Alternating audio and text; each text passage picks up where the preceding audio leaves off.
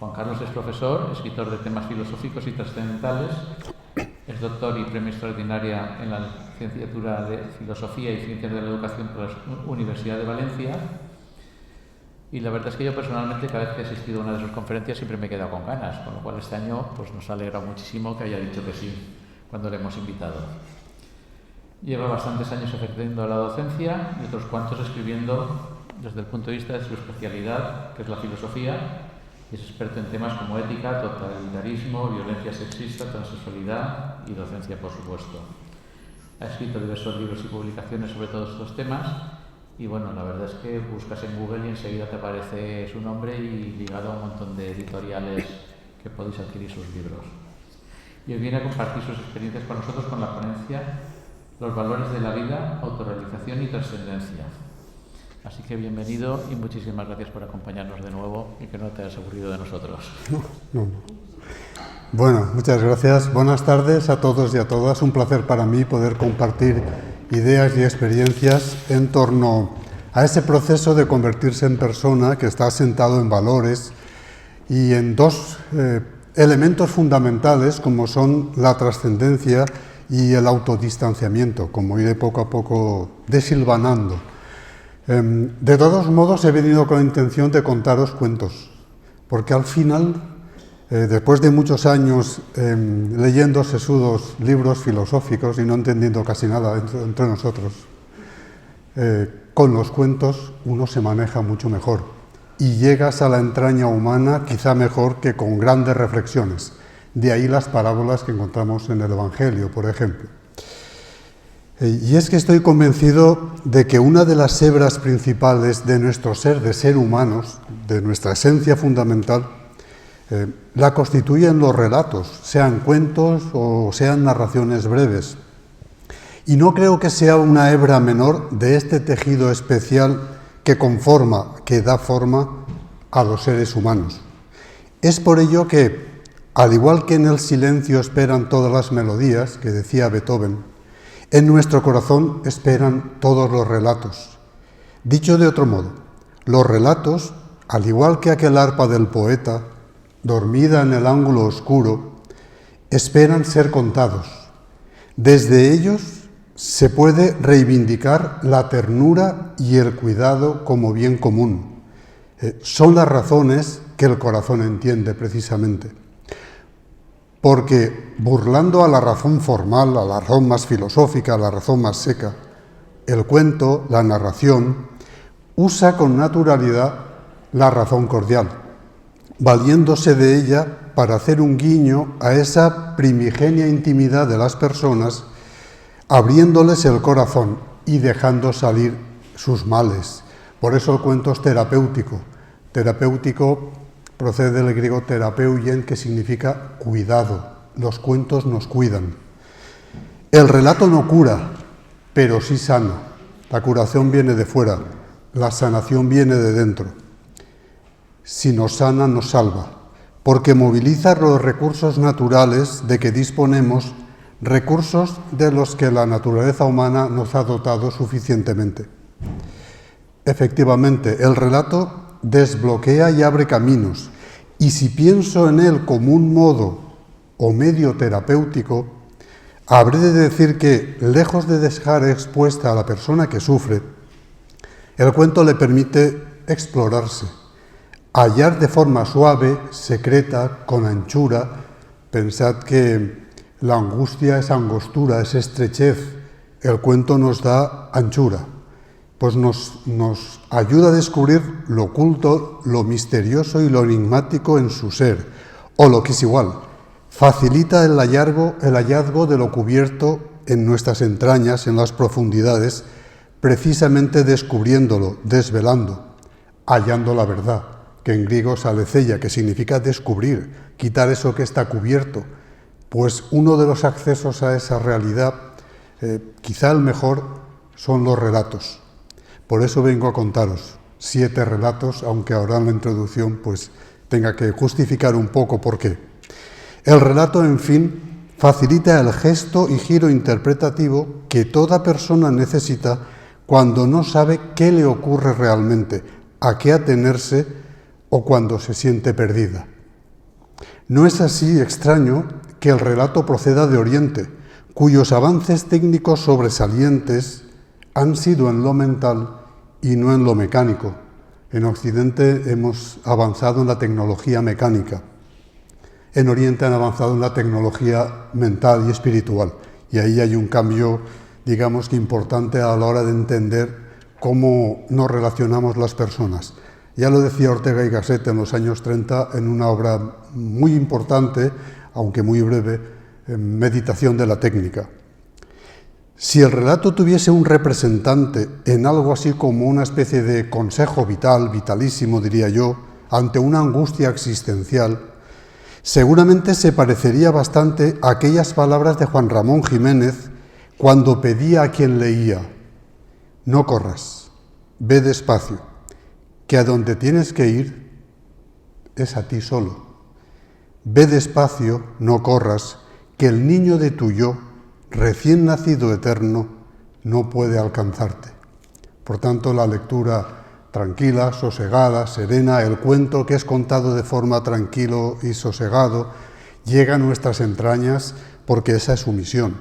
Y aquí todos o casi todos habremos sido padres y madres, habremos tenido nietos, nebodets, y a todos les hemos contado cuentos, y no qué lástima, pero supongo que todos hemos crecido con cuentos y hemos contado cuentos. Justamente reflexionando, a medida que escribía estas palabras iniciales, recordé un poema de León Felipe que viene a cuento, casi nunca mejor dicho, y dice así: yo no sé muchas cosas, es verdad, digo tan solo lo que he visto, y he visto que la cuna del hombre la mecen los cuentos, los ahogan con cuentos, que el llanto del hombre lo taponan con cuentos, que los huesos del hombre los entierran con cuentos, y que el miedo del hombre ha inventado todos los cuentos. Yo sé muchas cosas, es verdad, pero me han dormido con todos los cuentos y sé todos los cuentos. Además, contar un cuento significa aprender a escuchar primero. Escuchar es algo muy difícil, porque estamos acostumbrados, en general a la mayoría nos han educado para escuchar para contestar. En cambio, debemos cambiar, debemos hacer un giro y debemos escuchar para comprender. Cuando escuchas para comprender, todo cambia. Carl Rogers decía que el niño o la niña que se sabe escuchado crece seguro de sí. Que musiqueta més bonica. No passa res, acompanyes cuentos molt bé. Seguís, ¿qué? Pero a pesar de la universalidad de esa hebra humanísima que es el relato, cabe advertir también que cada uno de ellos, cada cuento, tiene una interpretación personal, dado que cada cuento tiene que ver con tu vida, con la tuya, y no con la de otra persona. En este sentido, cada relato es un maestro personal, es tu maestro. Un maestro cuya misión primera es señalarte dónde perdiste el camino, cuándo dejaste de hacer pie, en qué mar de duda estás y hacia dónde hay tierra firme que te salve del naufragio. Viktor Frankl, que es un referente siempre para cualquier persona, y aprovecho para celebrar que haya existido y nos haya invitado a tantas reflexiones interesantes, cuenta una situación personal que respalda la importancia de las narraciones, sean estas basadas en hechos reales o totalmente inventados, que para el caso prácticamente tienen el mismo valor e importancia. El de Viktor Frankl, el que voy a contar, es un suceso real. Escribía el psiquiatra vienés que en una de sus visitas al Instituto Albert Adler de Tel Aviv, la entonces presidenta le comentó que tenía como paciente a un joven soldado que perdió las dos piernas en la guerra del Yom Kippur. Cayó en depresión, tanto que tanteó con el suicidio. Pero un día llegó a la consulta con otra cara. Parecía realmente alegre, distinguido, cambiado. ¿Cómo estás? ¿Qué te ha sucedido?, le preguntó su psiquiatra. Acabo de leer un libro extraordinario, El hombre en busca de sentido, de Viktor Frankl, y añadió: este libro ha ocurrido en mí. Todos los relatos ocurren en nosotros, a poco que nos aproximemos a ello con el corazón abierto. Efectivamente, los relatos, reales o ficticios, largos o cortos, antiguos o modernos, alegres o tristes, nos suceden. Lo que sucede en uno de ellos puede haber ocurrido en ti. ¿Cuántas veces has escuchado una canción que hablaba de ti, precisamente de ti? O un personaje de una novela con el que te has identificado, o un poema que te llega a las entrañas como si fuese tuyo. En fin, ¿cuántas veces has puesto como ejemplo un relato, un cuento, una historieta para explicar lo que te sucede o cómo te sientes, o para ayudar a una persona en su dolor, en su tristeza, en su miedo, en su pesar, o por qué no, en su alegría también? Las narraciones ocurren en nosotros porque estamos hechos de ellas. Son voces arquetípicas. De Anthony de Melo, otro crack, aprendí que la distancia más corta entre la realidad y la verdad es un cuento. Todas las reflexiones que ha compartido la humanidad han sido una búsqueda constante de la verdad y de la realidad vital, de la vida, que es la realidad vital, de tu vida. Es por eso que, para seguir explorando esta realidad vital, tu vida, te invito a participar de los relatos que siguen. Son 7 relatos que tomo prestados de sabios como Gianni Rodari, uno de los mejores pedagogos que conozco, y aquí me consta que hay algún que otro maestro o maestra jubilada que a Rodari seguro que lo recuerda. Richard Bach, que nos lega la historia de Juan Salvador Gaviota, uno de los mejores regalos para aprender a tratar de llegar nuestra mejor posibilidad, a ser nuestra mejor versión. Voltaire, quien con su fineza y sutileza nos dará que pensar en torno a la felicidad. Khalil Gibran, que conoce como nadie la entraña humana, o Jorge Bucay, quien ha hecho del cuento su mejor terapia. Y don Juan Manuel, que lleva siglos haciéndonos pensar mejor, y no podía dejar de incluir un último cuento de Anthony de Melo, que es una invitación, como veréis, a aceptarse, a pretender ser lo que se es y no lo que no se es. Cada uno de estos 7 cuentos es una de las voces que proceden de las experiencias arquetípicas, del relato de la humanidad en el que se cuentan cuentos tejidos de finos y múltiples hilos, procedentes cada uno de ellos de diversas experiencias humanas particulares. Particulares, cierto, pero que se perpetúan dado que son relatos que coinciden en su esencia, relatos que hablan de la esencia humana, del proceso de convertirse en personas en cualquier lugar y en cualquier tiempo. Son relatos que encierran valores para crecer, para llegar a ser nuestra mejor versión, nuestra mejor posibilidad, sea cual sea. La ciencia insiste en que los seres humanos compartimos genética y parece que esa sea la condición objetiva que nos une. No es del todo cierto. Pocas veces se subraya que también compartimos otra cosa, los relatos, los cuentos, esas breves historias que nos conectan a una misma humanidad, que nos ayudan a comprendernos mejor. Son voces compartidas, que siguen el surco del tiempo desde el mismo origen de la humanidad hasta nuestros días. Por cierto, ¿cuáles serían tus cuentos? Quiero decir, ¿qué cuentos han acompañado tu infancia? Aunque no lo creas, tu relación con los cuentos, incluso más allá de lo que te hayan podido enseñar, ha marcado en buena parte tu vida. El hecho de que te los contasen, en qué situación, quién o quiénes, incluso qué cuentos has contado o cuentas tú, eso mismo ha marcado tu trayectoria vital, te ha hecho en buena parte quien eres. Yo he de confesarte que he crecido con cuentos. Algunos eran de miedo, seguramente un modo de domesticar, de controlarme el padre, la madre, y otros de la importancia del esfuerzo, un modo de marcar senderos vitales también por mi padre y por mi madre. Todos tienen su intención. Por si te sirve de ejemplo, yo recuerdo 2 en especial. Uno de un ogro malvado, y se me lo contaban para que tornara pronto a casa, y otro de los 3 cerditos. per a que fora molt bon estudiant i anara a fer una casa en una gran construcció. Pero no hablamos de mí, sino de ti. ¿Qué cuentos te contaron? ¿Qué cuentos cuentas tú ahora, si es el caso? Quizá los cuentos que vienen a continuación te ayuden a estas reflexiones, pero no dejes primero de recordar los tuyos y su impronta en ti. En fin, los cuentos, estos cuentos elegidos para hoy, constituyen un verdadero itinerario vital que explora algunos de los rasgos fundamentales de nuestra forma de ser, de nuestro ser persona.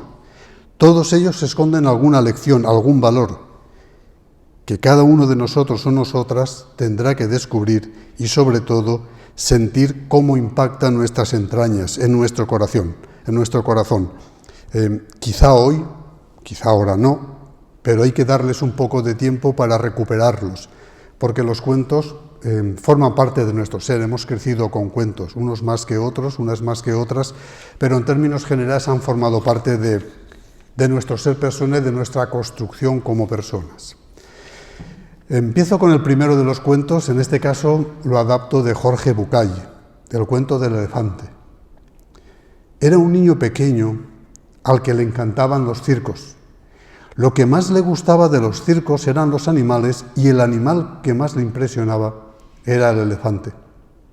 Les fascinaban sus enormes dimensiones y su fuerza descomunal.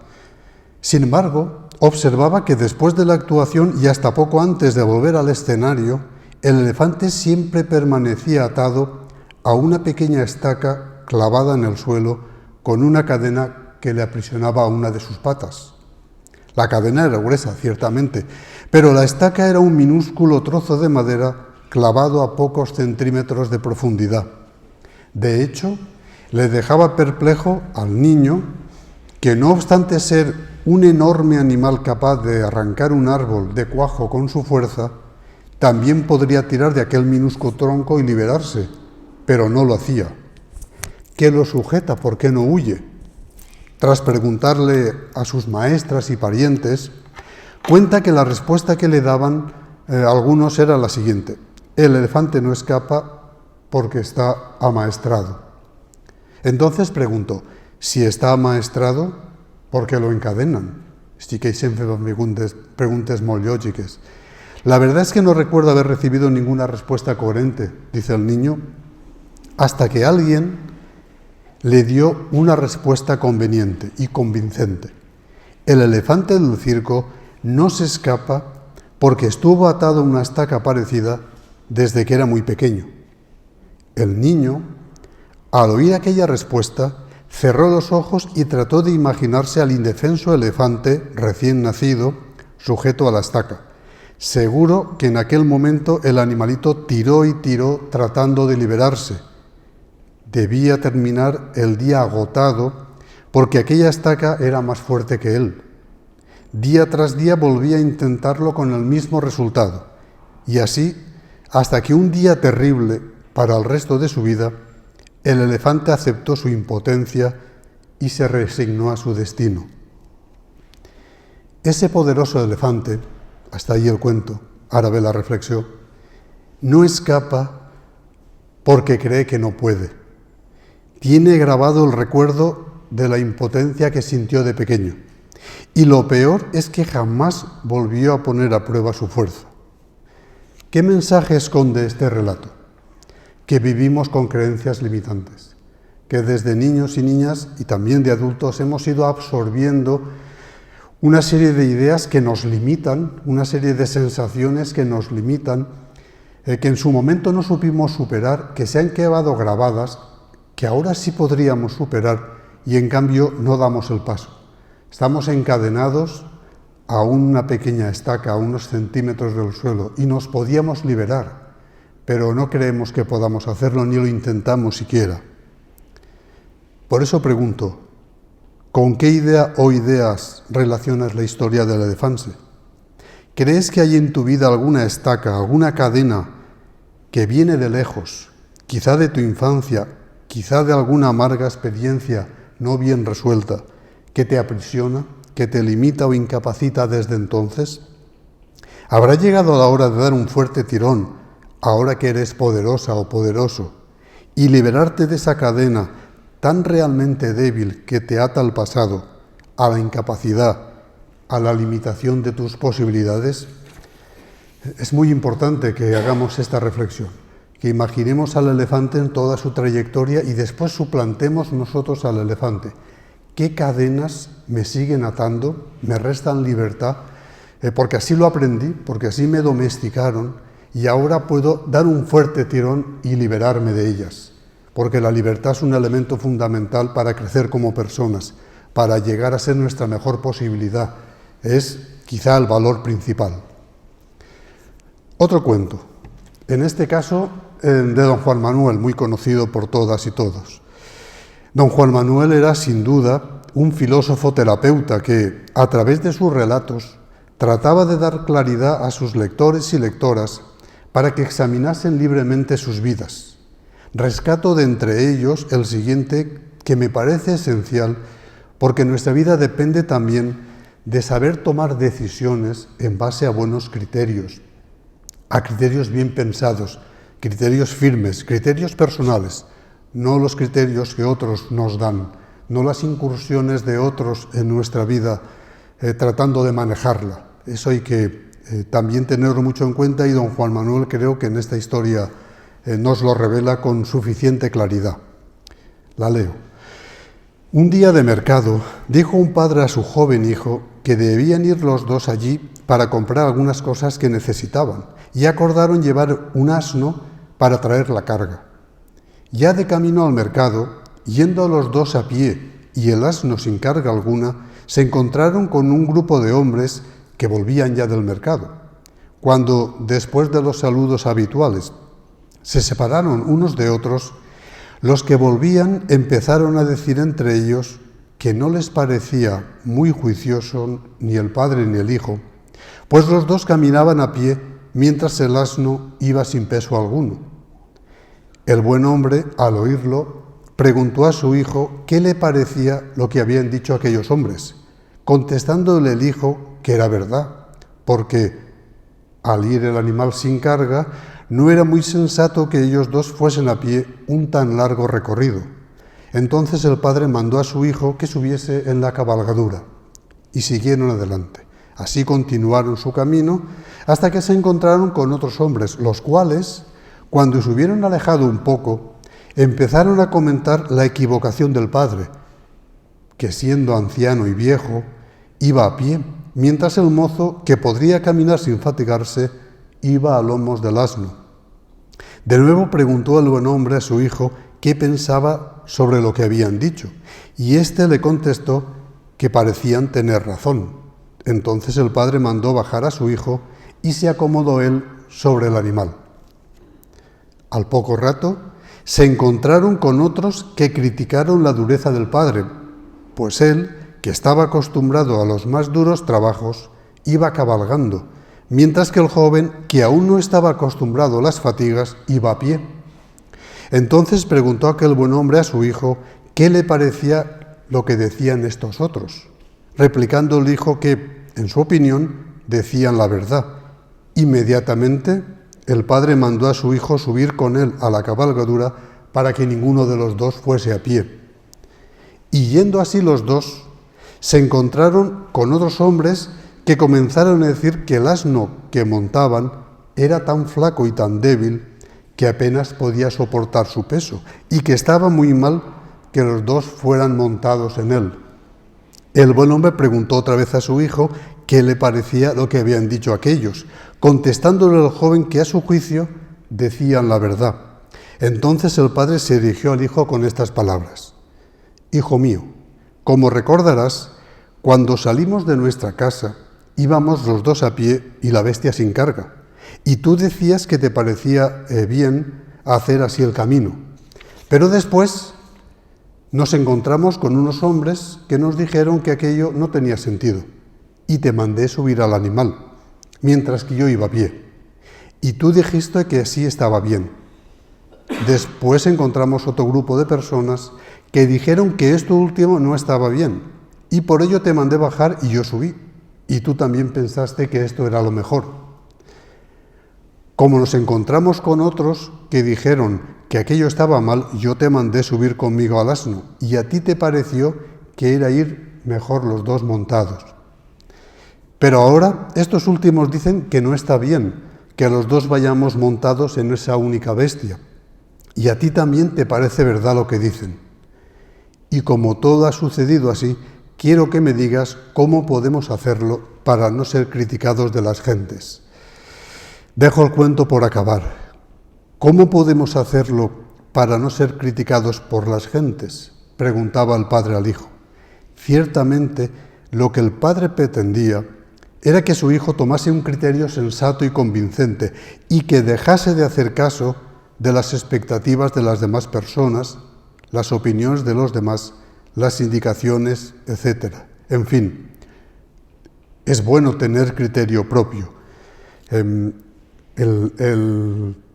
relato nos advierte, hay que tener criterios propios para crecer como personas sólidas, hay que pensar y escuchar a los demás para poder hacernos un buen criterio, tener criterios sólidos, pero si escuchamos las opiniones de los demás y las hacemos sin crítica propias, cambiaremos de criterios de forma muy fácil.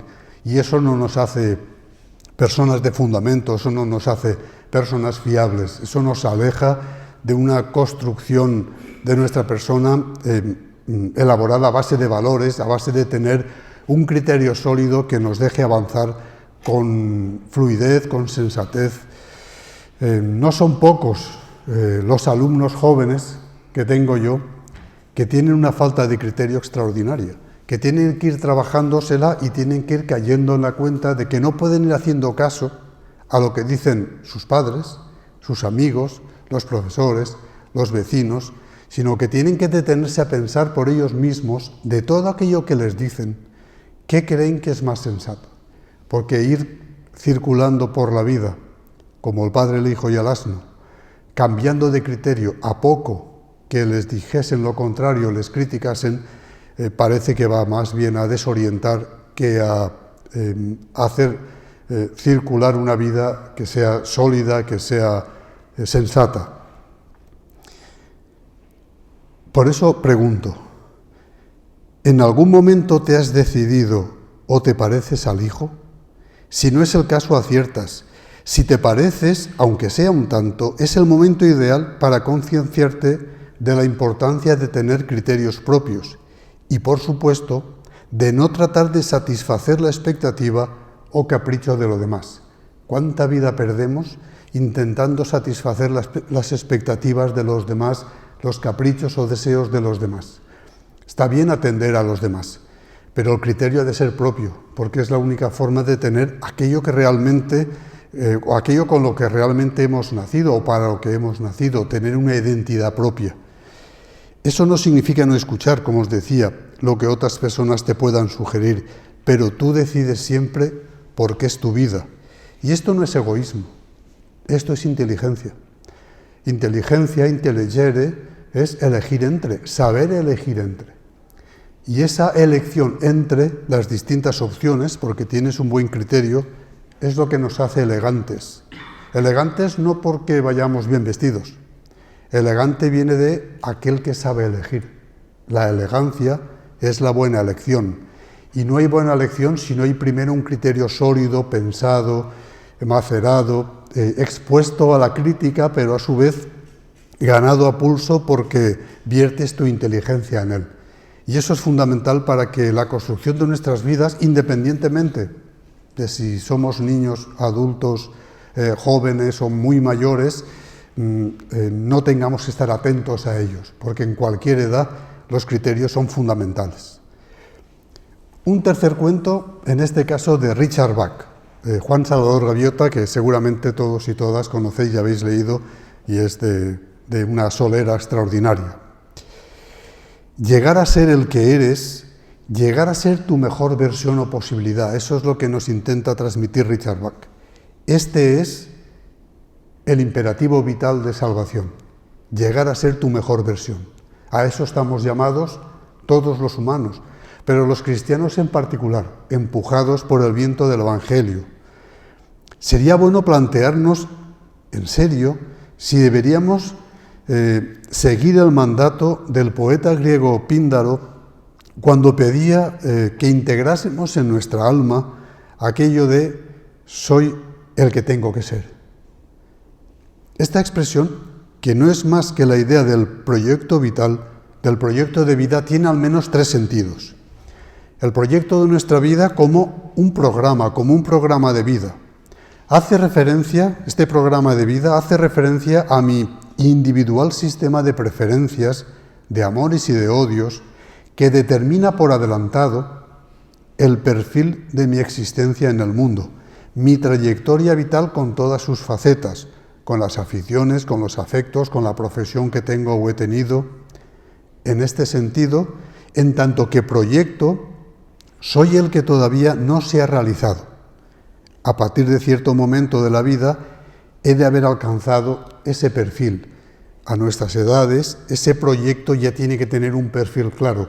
Siempre lo podemos modificar, retocar, mejorar, pero a nuestras edades el perfil ha de estar ya muy claro. Los jóvenes son los que tienen que ir haciéndose ese perfil y tienen que ir programando su vida, avanzando un poco en el tiempo para ver cómo les gustaría o a qué les gustaría llegar.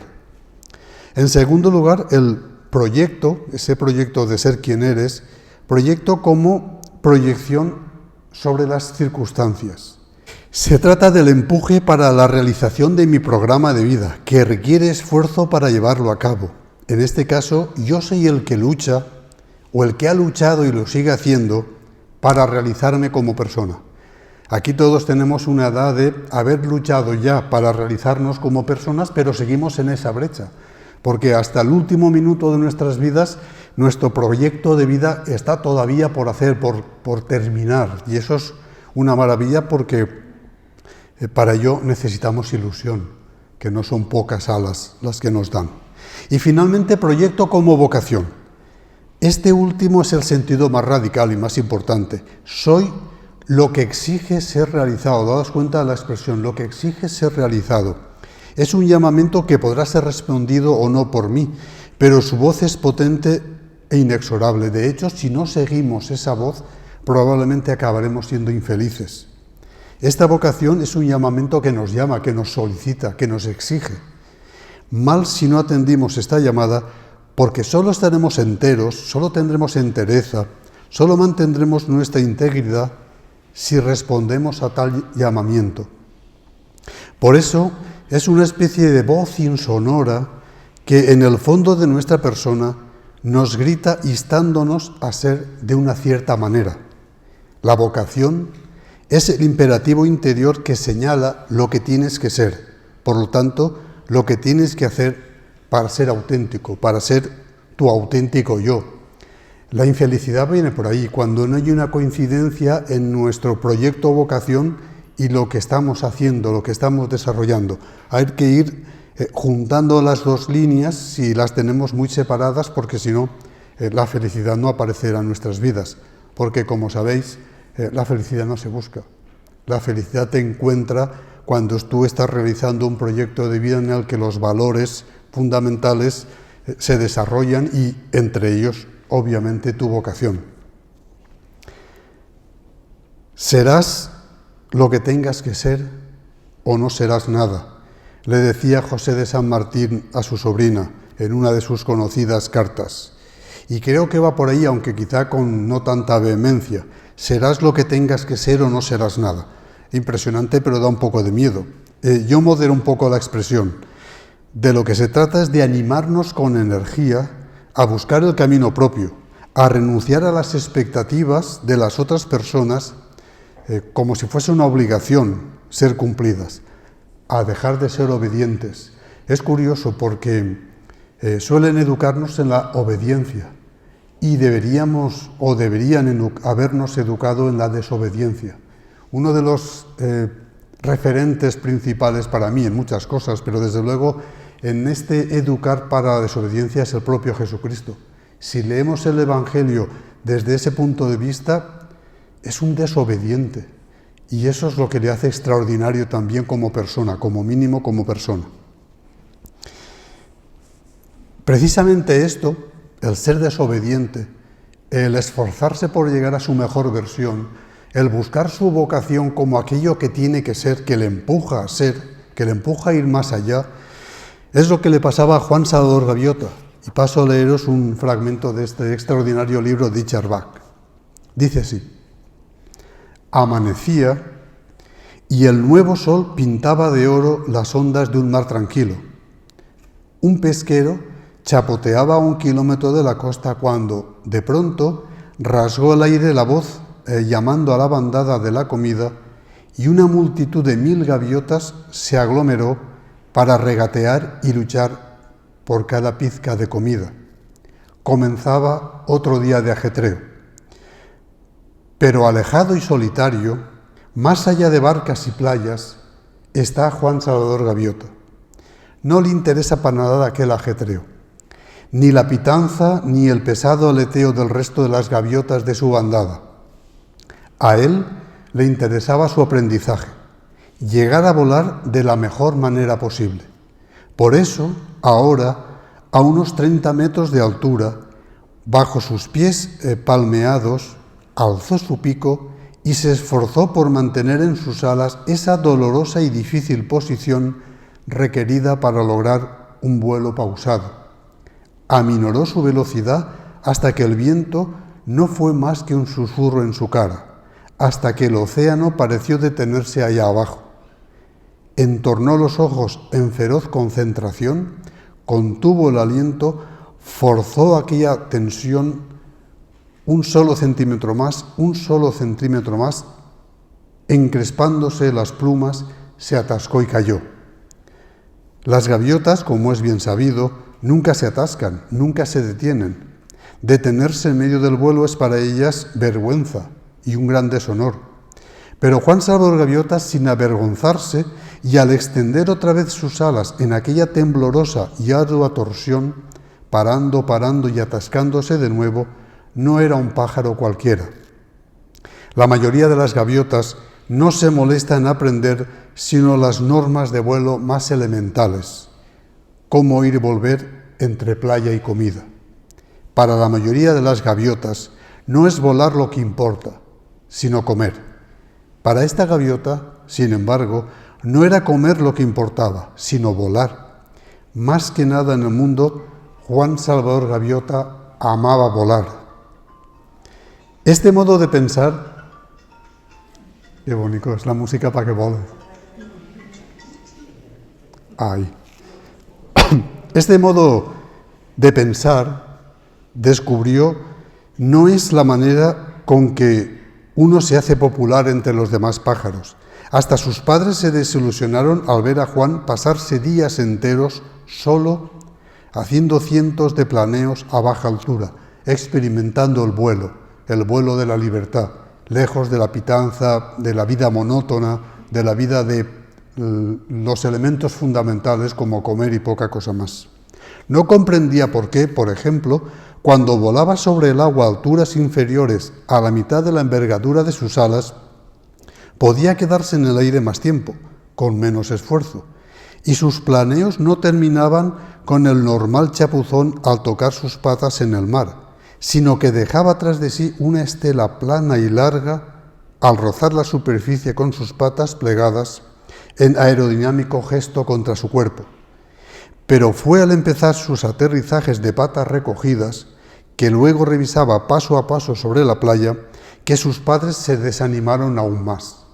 Daos cuenta cómo los padres tienen la expectativa de que sus hijos sean más o menos como los demás, aunque los consideremos excepcionales, y vertemos nuestras expectativas sobre ellos como que no se alejen de lo normal, de lo normalizado, de lo esperado, de la obediencia. Y Juan Salvador Gaviota es un desobediente, porque no quiere comer, quiere volar. ¿Por qué, Juan, por qué?, preguntaba su madre. ¿Por qué te resulta tan difícil ser como el resto de la bandada, Juan?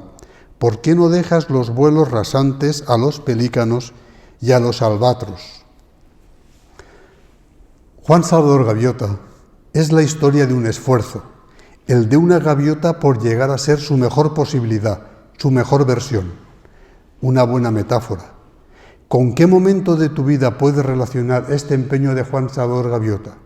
¿Cuántas veces te has esforzado por ir más allá, por romper con lo convencional, con lo que se esperaba de ti desde el punto de vista de la normalidad, y has hecho algo extraordinario, es decir, fuera de lo ordinario, fuera de lo que habitualmente hacemos las personas para ser aceptadas sin más?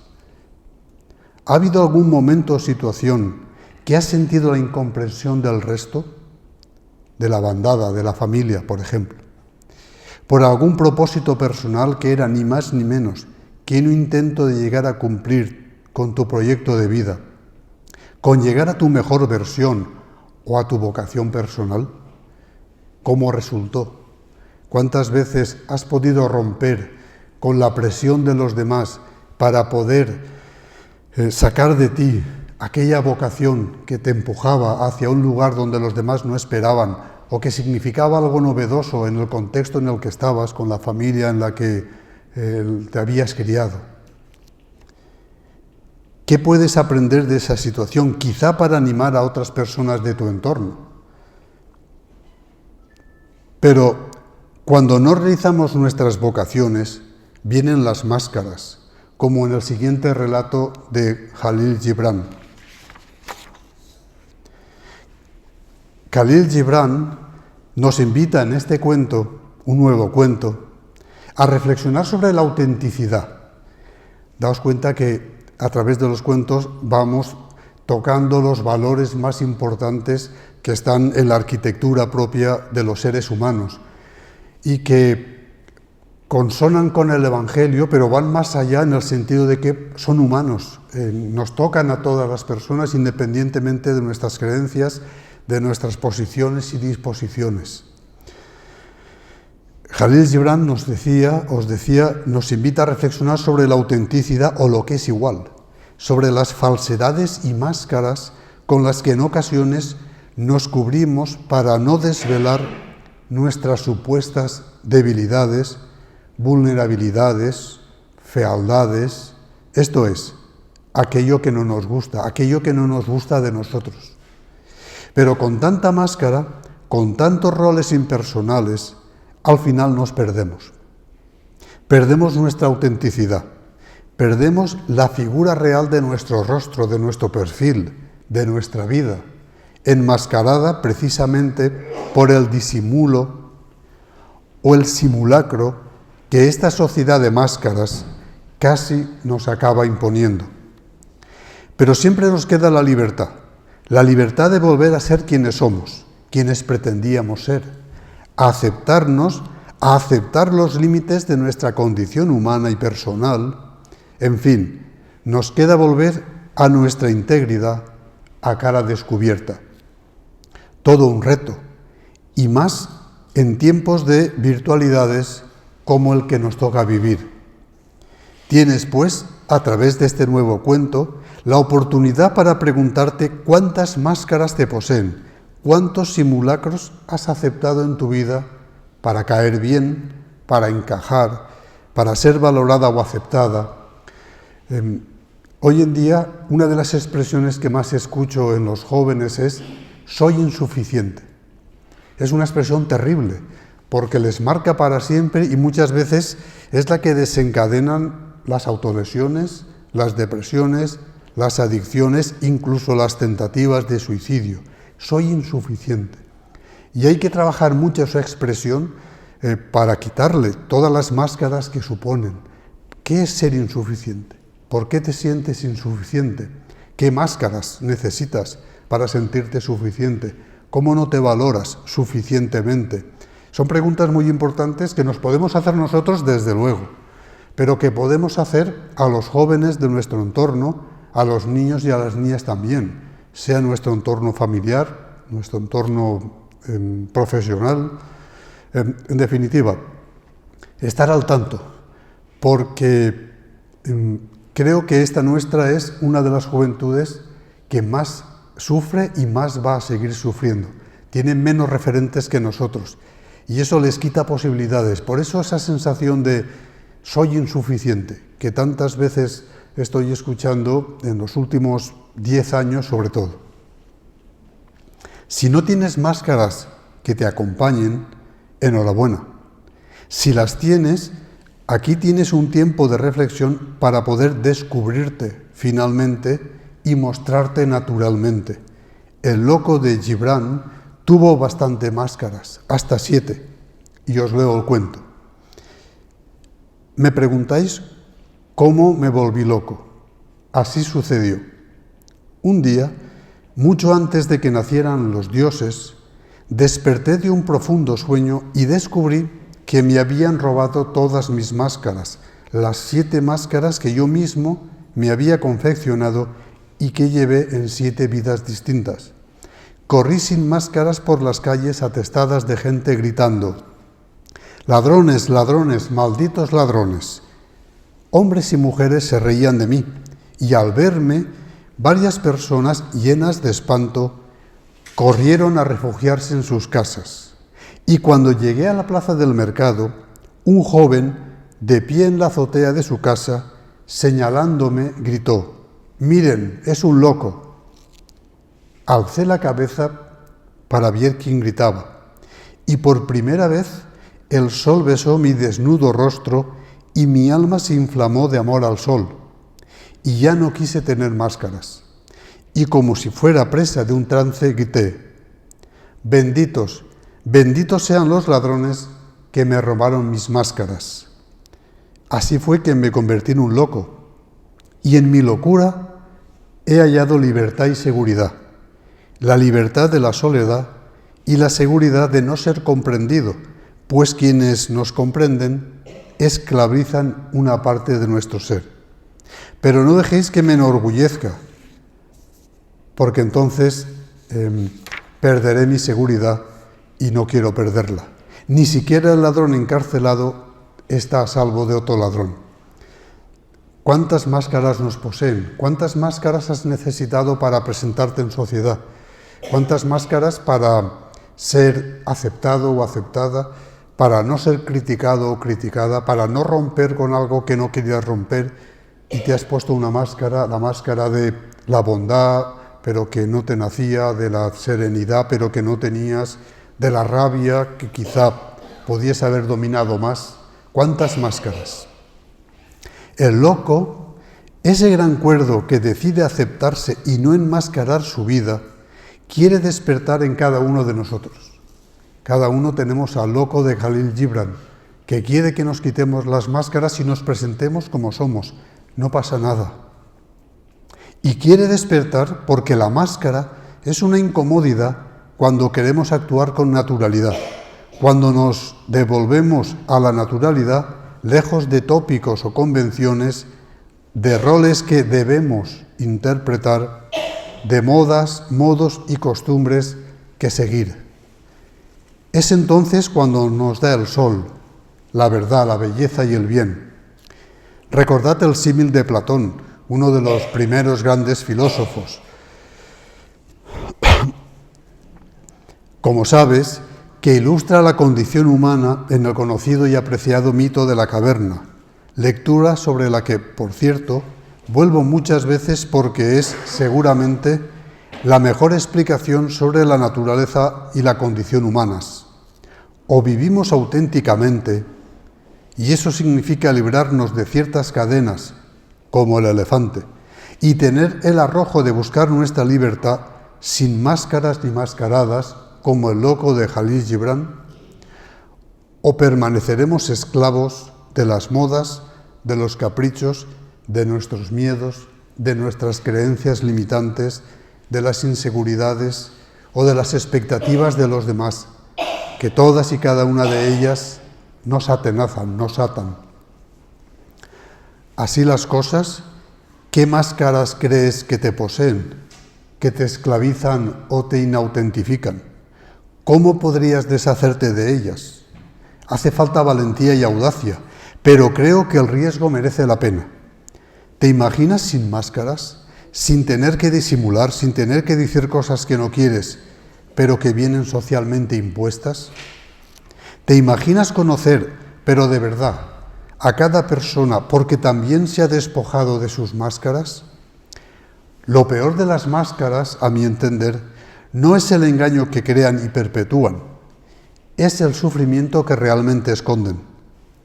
Quitarte las máscaras es acabar con muchos sufrimientos soterrados. Cuando te quitas una máscara te liberas, te da miedo, pero cuando la has quitado y te sientes tú, te sientes más tú, empiezas a respirar y te da el sol de una forma más natural. Podría sugerirte que hicieses un listado de tus máscaras y te miraras al espejo sin ellas. ¿Qué acabarás prefiriendo? ¿Esas máscaras que te esconden, que esconden tu sufrimiento también, que esconden tu auténtico ser? ¿O desenmascararte con audacia y seguir viviendo a pecho descubierto? Quizá valga la pena ser una persona loca como el personaje de Jalil Gibran. Vamos con otro cuento, el cuento del porqué, de Rodari, un cuento que nos invita a ser críticos, a preguntarnos por qué las cosas. Gianni Rodari tiene la habilidad de ofrecer una lección de vida a partir de una situación rocambolesca. Es un crack, es un fuera de serie. Cuando lo lees te desconcierta, pero a su vez es un genio que te hace pensar. Y más si te imaginas como maestro en una escuela en la que invitaba a los niños a escuchar sus cuentos por teléfono, por ejemplo. Su imaginación no tiene parangón y desde luego siempre ayuda a pensar, a mirar las cosas desde otro punto de vista, a plantearse preguntas inusitadas, a jugar con la realidad a través de ese extraordinario recurso que es la fantasía. Otro de sus libros es Gramática de la Fantasía, que es una preciosidad. En este cuento se trata de jugar con el porqué, con la pregunta, o lo que es igual, con la palabra inicial de una gran cantidad de preguntas que nos hacemos las personas. Y ya que hablo de preguntas, recordad que hacer preguntas es algo fundamental, pero hay que saber hacerlas, hay que saber qué preguntas son las importantes y qué preguntas deben quedar subordinadas, que deben quedar dejadas un poco de lado, porque de algún modo la pregunta invita a seguir pensando, invita a mejorar.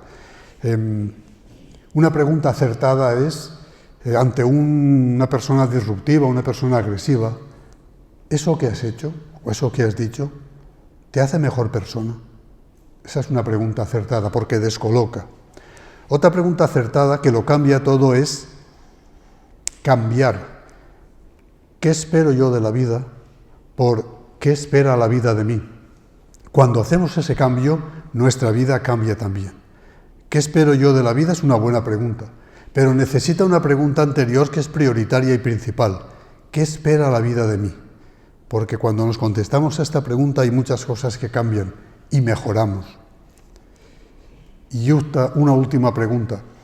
Cuando nos sucede algo, un sufrimiento, algo que nos duele, algo que se nos ha venido de fuera impuesto y nos genera angustia, solemos preguntarnos, ¿por qué a mí? No es mala pregunta, pero es secundaria. ¿Por qué a mí me victimiza? Cuando pregunto, ¿para qué a mí? No huyo del problema, pero sí que esa pregunta me invita a pensar cómo puedo en esta situación negativa, en esta situación dura, aprender alguna lección. Verla también como una oportunidad para mejorar, como un empuje para saltar ese obstáculo que se me ha impuesto en la vida. Del por qué al para qué, en este contexto hay una diferencia importante de victimizarnos a movilizarnos. En este caso, en este cuento, como os decía, se trata de jugar con el porqué. Dice Rodari, había una vez un porqué que estaba en la página 819 de un diccionario. Se cansó de estar siempre en el mismo sitio y aprovechando una distracción del bibliotecario, pies para qué los quiero, mejor dicho, pie para qué te quiero, salió saltando a la pata coja sobre la patita de la Q. Lo primero que hizo fue fastidiar a la portera. ¿Por qué no funciona el ascensor? ¿Por qué el administrador de la comunidad no lo manda a arreglar? ¿Por qué no hay luz en el rellano del segundo piso? La portera tenía trabajo. Responderle a un por qué tan preguntón le incomodaba. lo persiguió con la escoba hasta la calle y le gritó muy enfadada que no volviera nunca más. ¿Por qué me echa?, preguntó indignado el por qué. ¿Porque digo la verdad? Y se fue por el mundo con ese vicio de hacer preguntas. Me toman siempre como un impertinente, como si fuera un cobrador de impuestos del que hay que huir, se decía el por qué. ¿Por qué la gente tira al suelo los papeles en lugar de echarlos en las papeleras que el ayuntamiento ha puesto para eso? ¿Por qué los automovilistas tienen tan poco respeto a los pobres peatones? ¿Por qué los peatones son tan imprudentes? No era un porqué, era una ametralladora que disparaba preguntas y no se salvaba nada ni nadie. Por ejemplo, pasaba por delante de una barraca de madera y preguntaba: ¿quién vive aquí? Un albañil, contestaba. ¿Qué es un albañil? El que hace cosas. ¿Y por qué si construye casas vive en una barraca? Porque no tiene suficiente dinero para pagar alquiler. ¿Y por qué los alquileres son tan caros? Esta está de moda, y este conte fa de 50 anys. Porque sí. ¿Y por qué sí? Seguía preguntando el por qué. En la jefatura de policía se supo que había un porqué suelto por ahí, huido de la página 819 del diccionario y que no hacía sino incordiar. Hicieron imprimir su fotografía y la distribuyeron a todos los agentes con esta orden: búsquenlo, deténganlo y métanlo en la cárcel. También hicieron imprimir grandes carteles con su fotografía y los pegaron por todas las esquinas. Al pie escribieron: 100.000 euros y una botella de cerveza a quien nos ayude a capturarlo. Es Rodari, que es un crack. ¿Por qué?, se preguntaba el por qué, chupándose el dedo bajo uno de aquellos carteles. ¿Por qué quieres mandarme a la cárcel? ¿Es que está mal hacer preguntas? ¿Prohíbe la ley los signos de interrogación? Busca que te busca, pero nadie logró encontrarlo nunca. Los guardias de todo el mundo, a pesar de que son millones y hablan muchas lenguas, no han conseguido encontrarlo jamás. Nuestro buen porqué se había escondido muy bien, un poco por allí, un poco por allá. Está en todas las cosas que ves hay un porqué. Qué importante, como decía, es hacer preguntas. Ya acaba el cuento. La filosofía precisamente consiste en sus preguntas, pero como os decía, hay que hacer las preguntas adecuadas. A veces no encontramos la respuesta porque la pregunta no es acertada. Y esto es muy importante. No encontramos la respuesta porque la pregunta no es la correcta. En fin, detrás de cada cosa, esto es, de cada suceso, de cada palabra, de cada silencio y de cada comportamiento humano, siempre hay un porqué. Cuando yo estoy ante un alumno agresivo, siempre me pregunto por qué. ¿Qué es lo que le lleva a esta agresividad? ¿Cuál es el fondo de su vida, el porqué de su vida que hace que afronte las situaciones con agresividad? Cuando lo miro de esta manera, se transforma en una persona que tiene una herida en su interior, que ha aprendido a afrontar así su realidad para tratar de enmascarar la herida, nunca mejor dicho. Recordad el cuento de Khalil, se pone la máscara de duro, de fuerte, y seguramente es una persona vulnerable que tiene una herida profunda, que no sabe cómo gestionar. Hoy mismo hablaba con un alumno al que le han puesto una falta de orden en el instituto, una falta grave. Después de hablar un rato con él, de hablar de forma pacífica, de intentar hacer las preguntas adecuadas, de intentar encontrar cuáles son sus máscaras y a qué cadena y a qué estaca está atado, al final se ha reventado a llorar. Un tiarrón, un malote, llorando a moco tendido, que digo en castellans. Su padre ha muerto no hace mucho, hace un año. No ha gestionado todavía la situación, sigue con el duelo, no ha cerrado ese círculo. Y la forma de afrontar lo que ha tenido ha sido enfurecerse con el mundo y mostrar su agresividad hacia todos, porque es la máscara que ha usado, que ha elegido, que ha podido ponerse porque no tenía más afrontamiento para aislarse, para aislar su dolor. Pero su herida sigue ahí. ¿Cómo le vamos a mandar a casa 3 días o 6 días si su forma de actuar ha venido por una herida terrible que lo que necesita es estar bien acogido y no expulsado? Esa es el círculo que tenemos que entrar en nosotros para poder acoger a los demás. Preguntarnos por qué actúa de este modo, cuál es la herida profunda que le hace reaccionar de una manera agresiva, no natural, porque lo natural en nosotros es la cooperación, no es la conflictividad. Y cuando uno no coopera es porque tiene una herida y hay que preguntarse por qué. Y a partir de ahí desentrañar. Y entonces nos encontraremos con Juan Salvador Gaviota, nos encontraremos con el loco de Gibran, nos encontraremos con el elefante, nos encontraremos con todos estos personajes que hemos estado leyendo aquí y que nos acompañarán y nos han acompañado a lo largo de los siglos. En fin, detrás de cada cosa, esto es, de cada suceso, de cada palabra, de cada silencio, os decía, hay un porqué. Da igual que sea algo triste, alegre, complejo, sencillo, siempre habrá un porqué que tendrás que descubrir. Dicho de otro modo, siempre hay una razón por descubrir lo que nos lleva a la verdadera realidad, a una interpretación acertada de los sucesos. Ten siempre a mano un porqué, como nos pide Rodari. ¿Qué preguntas te harías con un porqué que tengan que ver con tu vida? Después del porqué, recordad que viene el para qué, que es el que nos desvictimiza. Y el último cuento, porque así dejo un poco de espacio para las preguntas, el de Anthony de Melo. Anthony de Melo nos ofrece en el siguiente cuento una reflexión que nos sirve para aprender a aceptarnos a nosotros mismos. Aceptarse a una misma no significa que todo en nosotras esté bien. Las personas tenemos muchos límites, muchos rasgos que mejorar e incluso que cambiar, bien porque no son adaptativos o bien porque no son éticos. Pero el punto de partida es el que es. Tú eres la persona que eres.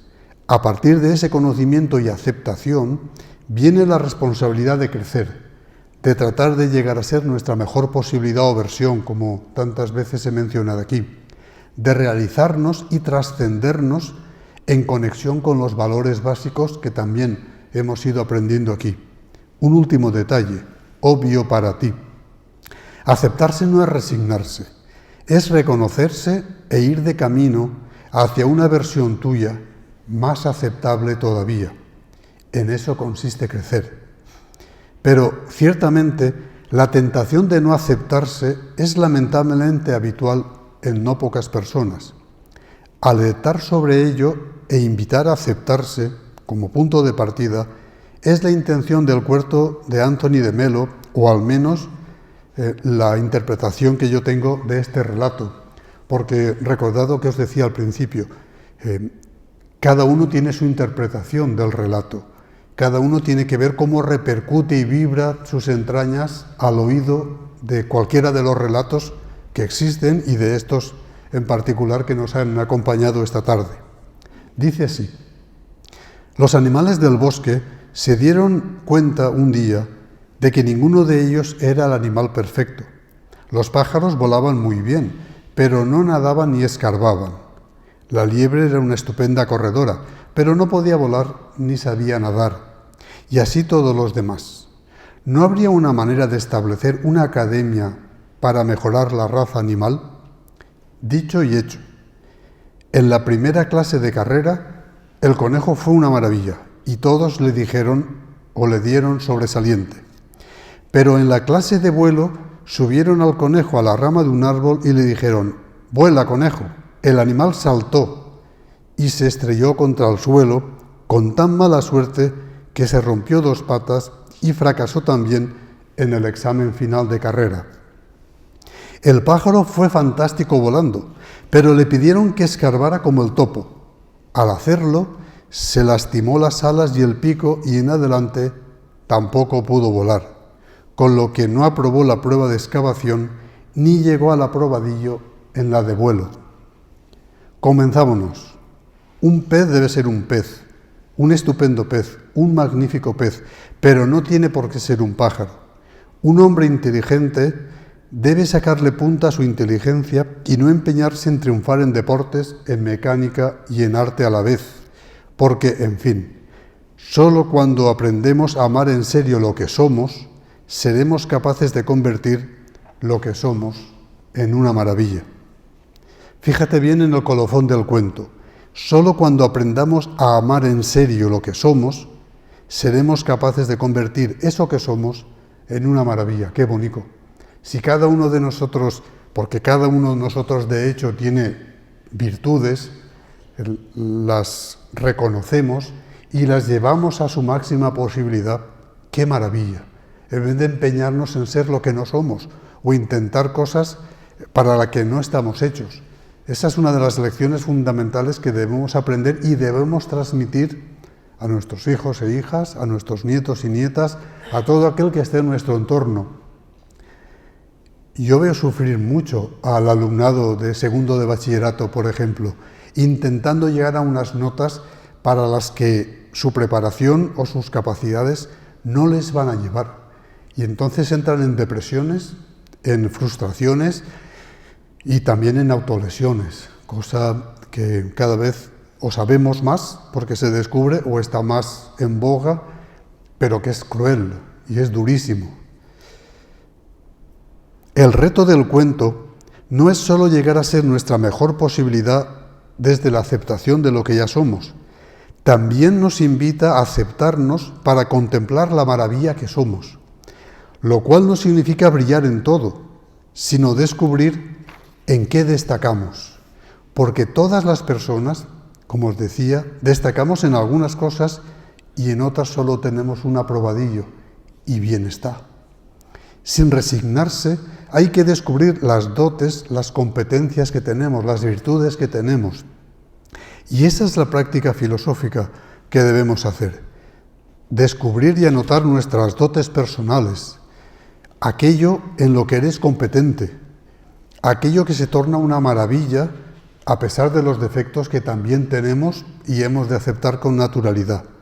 A partir de ahí, seguramente te sentirás más aceptada por ti misma y puedes comenzar a proyectar tu vida tratando de dar tu mejor versión porque has descubierto cuáles son tus cualidades, tus virtudes y dejas de intentar tener otras virtudes que no tienes. Si has nacido pajarillo, no intentes correr como un conejo porque eso es imposible por más que te esfuerces. Aunque si has nacido Juan Salvador Gaviota, sí que puedes esforzarte por volar de la mejor manera posible y salir de ese común a todos, ¿no? De esa vulgaridad de la vida que no nos hace para nada disfrutar de ella y llegar a ser nuestra mejor versión. Y acabo. Lo hago convencido de que sabemos que el cuento es como una luz sencilla, amiga. Con cada relato se gana altura de miras, se gana vida. Como decía Walt Whitman, y cito, hoy, antes del alba, subí a la colina, miré los cielos apretados de luminarias y le dije a mi espíritu, cuando conozcamos todos esos mundos y el placer y la sabiduría de todas las cosas que contienen, ¿estaremos tranquilos y satisfechos? Y mi espíritu dijo, no, ganaremos esas alturas, pero solo para seguir adelante. Moltes gràcies per la vostra atenció.